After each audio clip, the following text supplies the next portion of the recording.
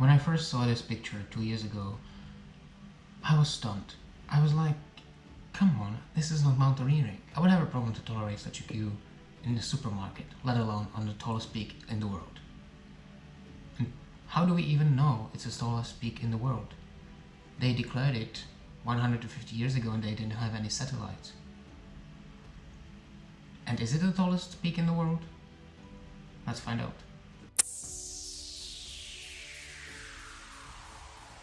Hello Internet, welcome to Alex Universe. Do you want to climb Mount Everest? If you don't, then well, okay, good for you, but tell me in the comments. If you do, can you write me the reason why? And I do not accept George Mallory's answer because it's there. Because it's lame. Anyway, in this video I want to talk about Mount Everest, specifically how you can get up there if you really want to. What are the troubles? What are the problems with getting up there? How dangerous it is? How stupid it is? What you should qualify for? And in the second part of the video, we will address some of our problems and we will ask ourselves the question, should we even climb there? If that's something that you're interested in, stay tuned. Let's go. So before I will get to how to get to Mount Everest, let's just address one thing. We all know that it's the tallest peak in the world, with 8,848 meters above the sea level. But there are actually some other criteria how to determine what is the tallest peak in the world. If we measure the longest distance from the Earth's center, we will have to go to South America, to the peak of Chimborazo. This mountain is located 6,268 meters above the sea level, which makes it a lot smaller than Mount Everest. But because of the shape of our planet and its bulge in the equator area, the summit of this mountain is actually located some 2,000 more meters further from the city center. But we can add some other criteria.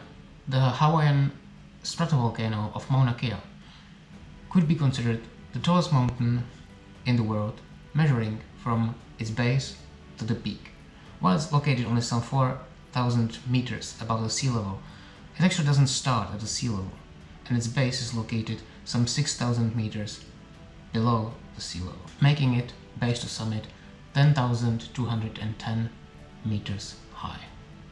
Well, we can also add some other things like the most prominent mountain or the most isolated mountain or, well, basically anything we want. But we will now talk only about Everest. It's not only called Everest, did you know that?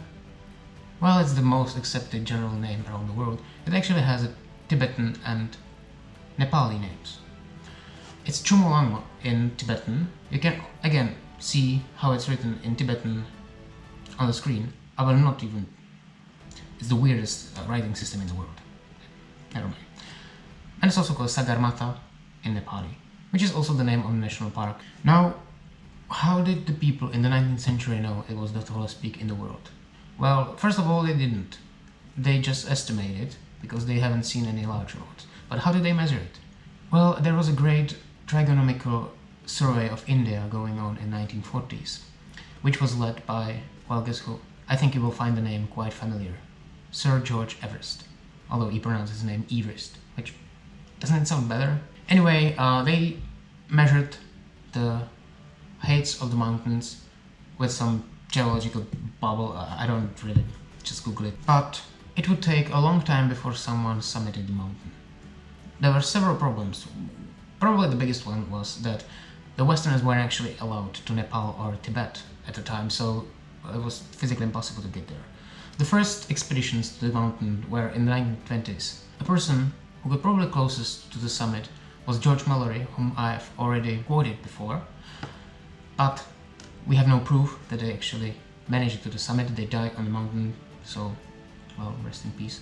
They were not the only ones, but I will get to that later. The first successful summit was done in 1953 by Tenzing Norgay and Sir Edmund Hillary, and ever since then, more than 3,600 people have summited the mountain. So now let's talk how you get to Mount Everest. It's very simple. You go to Maldives, you board a helicopter, you fly all the way to Mount Everest, you get out and you die.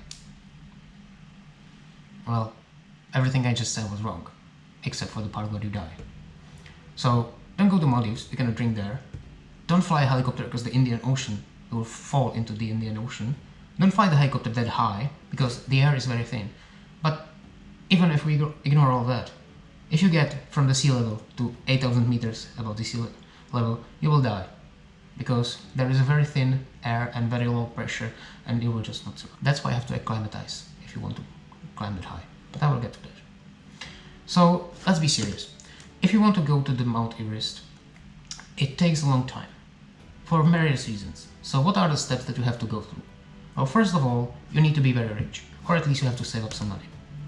Or you have to get a loan, preferably from some loan shark, and not pay it back.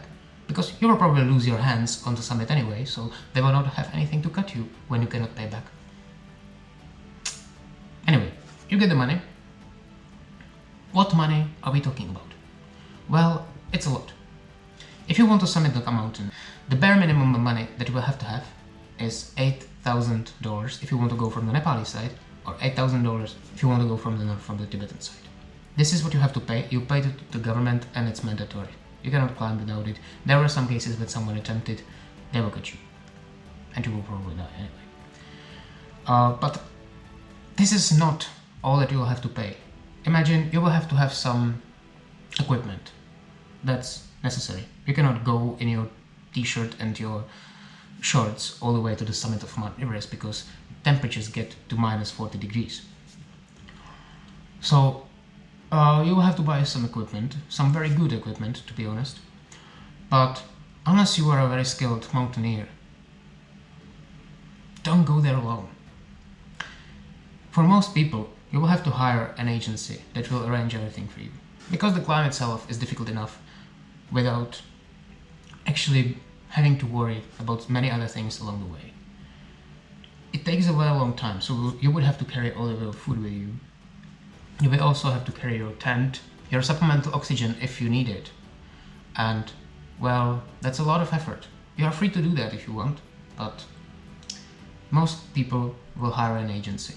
This will add some additional costs to the overall price. When I say some additional costs, it's probably the most expensive part of the whole ordeal. There are quite large differences between the prices among all these agencies, and generally the more reliable the agency is, the more expensive it is. But consider something between additional $30,000 to $60,000 for climbing up. But is it all?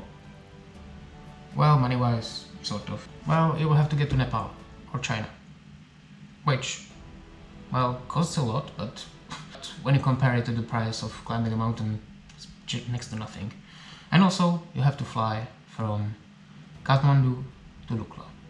And now, let's go to the map. Yeah, by the way, sorry for the trademark. I wasn't able to buy the license version, so you'll have to survive without it. So over here, you can see the map of the Everest area. You will start here to the very bottom of the map in the town of Lukla. Now you have your 8 days hike all the way to the Everest base camp, to some 5,300 meters. I will not stick around there for a very long time because I want to do the Everest base camp trek myself later, so I think I will skip that or roll through that very quickly. So you will have from Lukla to Namche Bazar. There you will spend a day to acclimatize. So from Namche Bazar you will get through this gorge all the way to Tingbukche. By the way, there are still some hotels here on the road, so it's very comfortable probably to be there. You have to walk all the day. You cannot fly there and there are no cars. So it's a hike.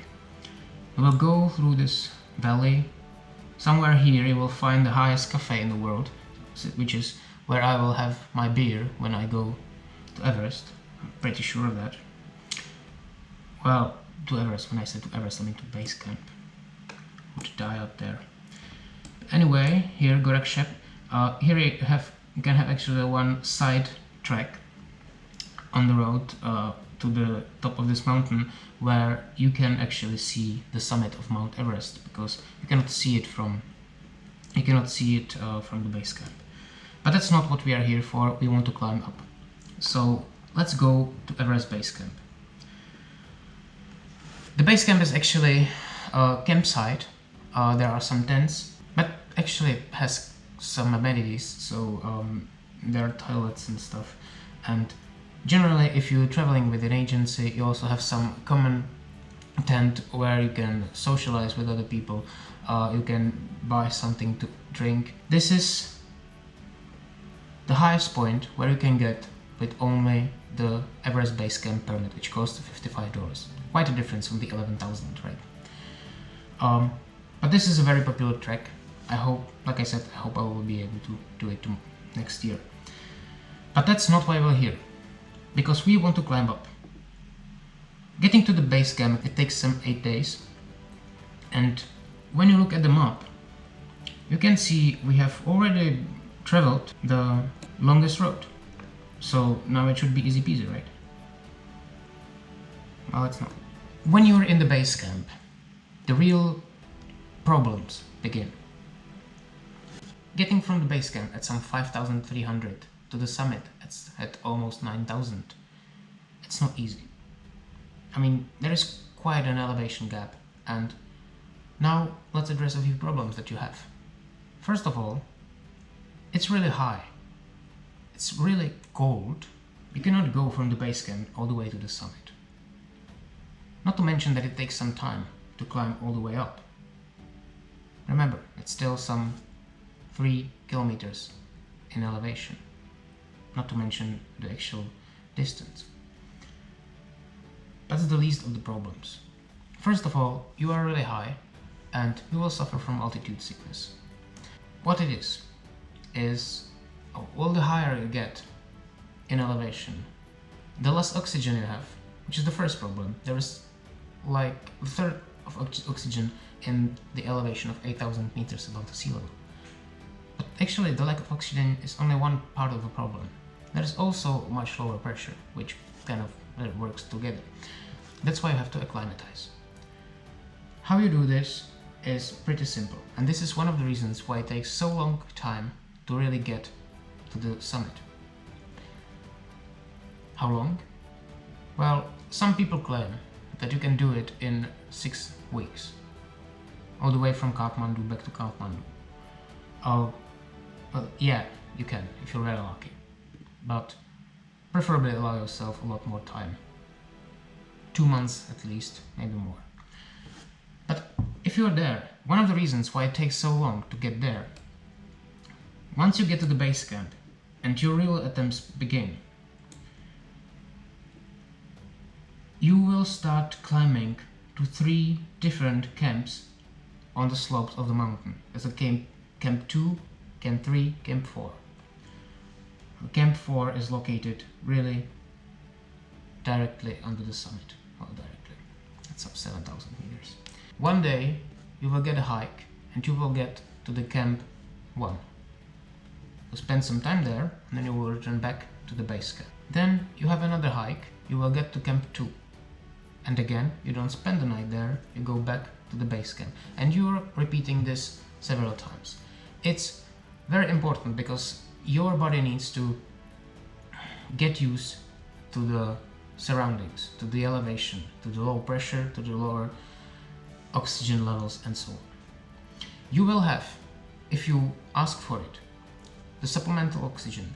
But remember one thing, the mountaineers are actually quite divided on whether this is good or bad.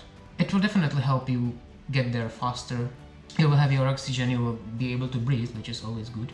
But when it runs off, you're just not able to do anything while you gasp for air and well, you basically die. If you are used to get all the way up there without the oxygen and have only something for some emergencies, you have bigger chances to win, but you also have a lot more experience and a lot more training. So,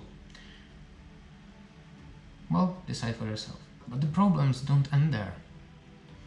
Because as we go from the base camp, one of the places that you will have to cross multiple times on your road up. It's actually one of the most dangerous places on the slopes of Mount Everest. And that's here, Tukumbu Icefall.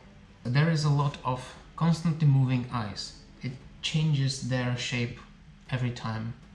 And while the Sherpas that go ahead of you will prepare a path for you, it can change whenever, wherever, and well, you will just fall into the ice and you will die. Also, I don't know if you have noticed ever what the slopes of Everest look like, but there's a lot of snow and a lot of ice, and avalanches are a very serious danger. The problem is, for most places or for most things on the slopes of the mountain you can prepare yourself for, the Tukumbu Icefall, it really depends on your luck. A little bit on your skill, but if there is an avalanche, you are unlucky and you cannot do anything about it. You will just die. But once you get to the icefall several times, remember I told you you have to do this trek several times to be able or to be even allowed to go all the way to the summit. And it's not about like the permission, just if you don't do this, you will probably die on the summit because of the altitude sickness. Now, what is the altitude sickness?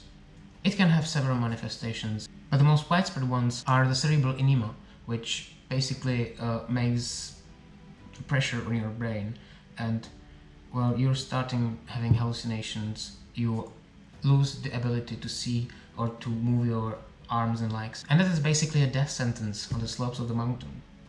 So that's just another way how you can die. Another issue is your blood circulation.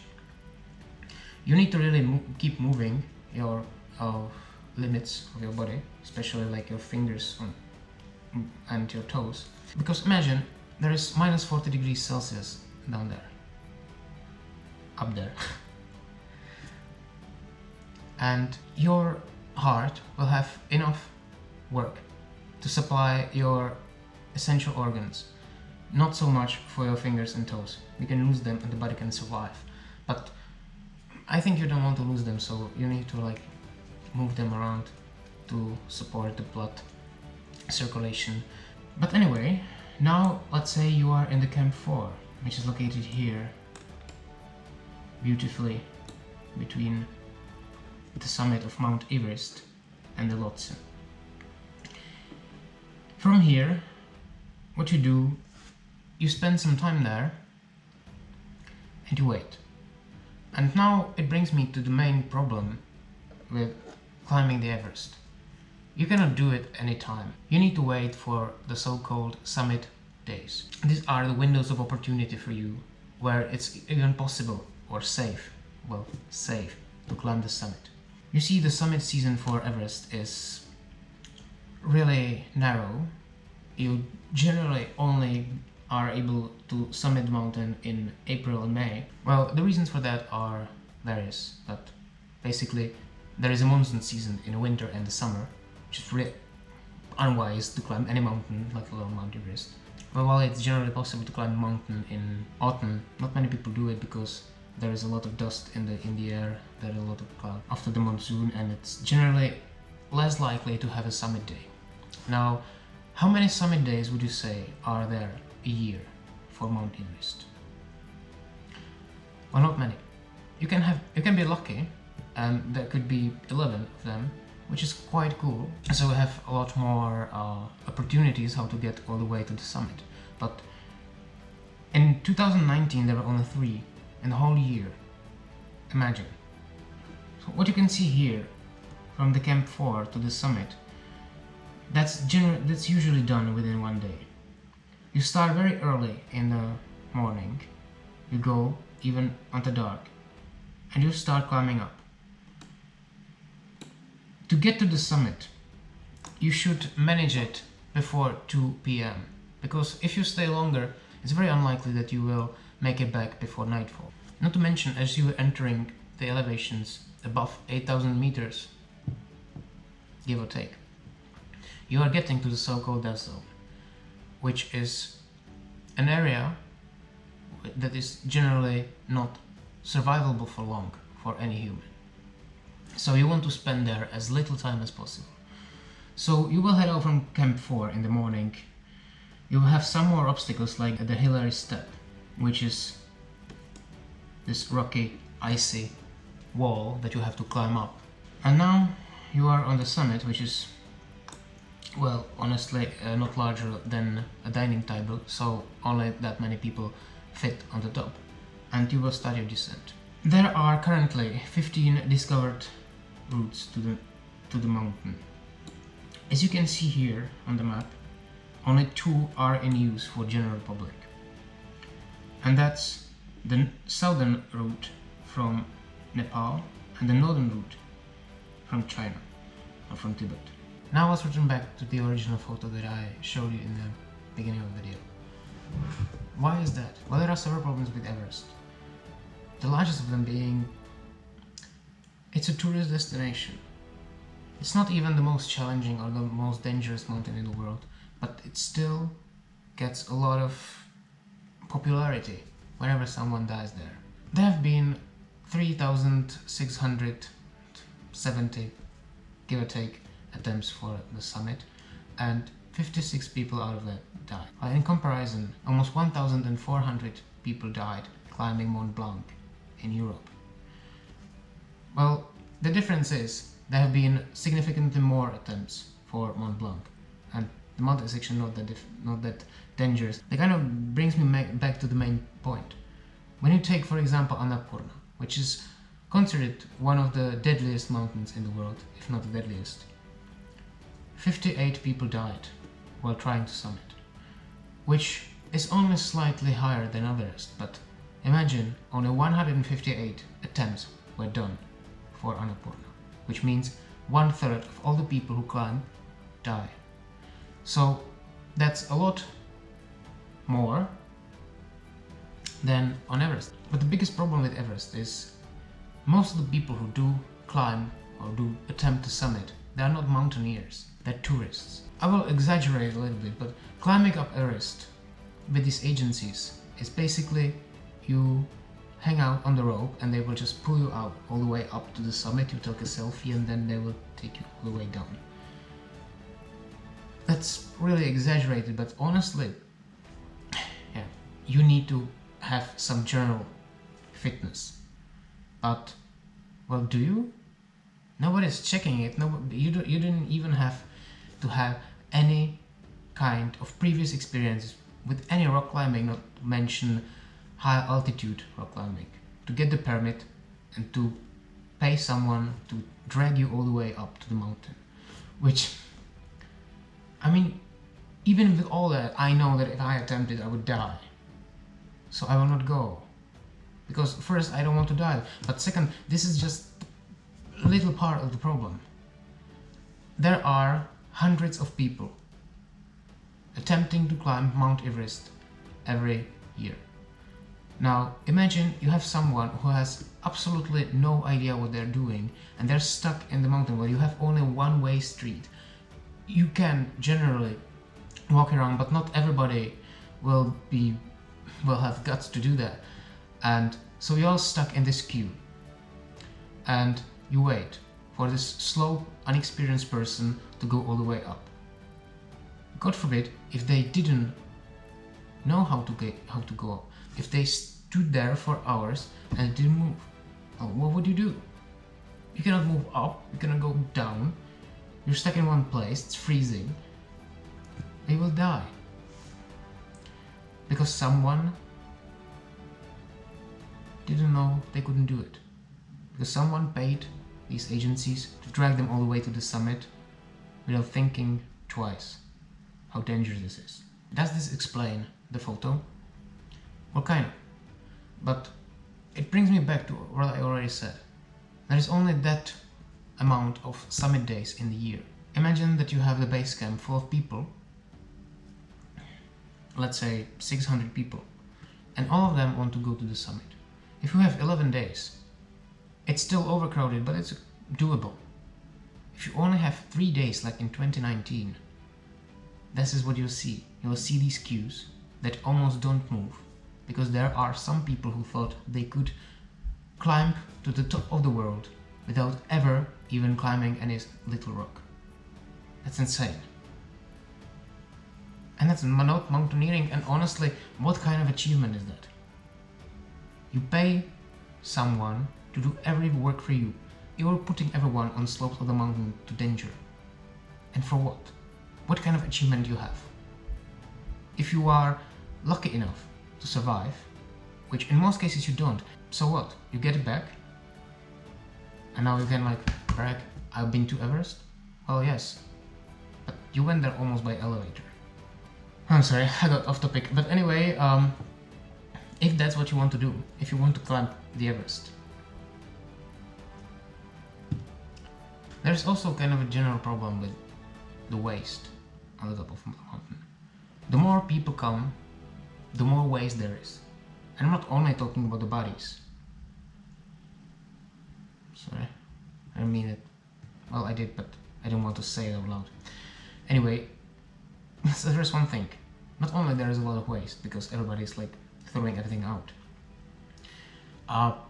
There are a lot of dead bodies, and they still remain there because it's very dangerous and very time consuming and energy consuming to get them down. So if you're going to Everest from the Chinese side, you will find this gentleman lying there for years. They nickname him Green Boots. You can guess in the comments down below why. It must be really disturbing when you climb all the way up and there are these dead bodies around you.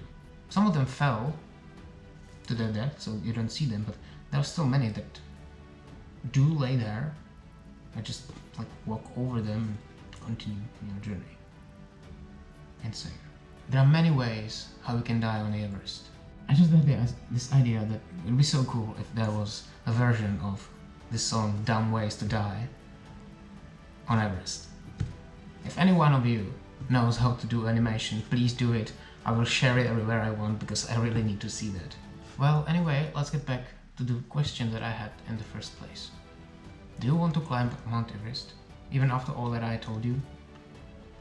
If you still do, please let me know in the comments down below why is that, what you're trying to accomplish, how you want to do it, and how you hope you will feel on the summit. Because honestly, I would really want to be on the summit. You know me, I'm very adventurous, but I know my limits, and I simply know that I am not fit enough to get all the way up. But if you do, but if you are, and it's your dream, well, you should definitely pursue it. I don't want to tell you otherwise, because it's your life, but when you make the decision, consider the consequences, not only for you, but also for other people. Because the last thing any one of us want is to cause death for other people. Or maybe I'm just a very nice person. I hope you found this video interesting. Tell me what you thought in the comments down below. And if you like the video, please give me a like. If you don't, well, download it as much as you want. Generally, if you're interested in more content like that, or any travel content in general, please check out my channel, subscribe to me if you like me, check out my other social media, and I'll see you in the next video. Have a wonderful day.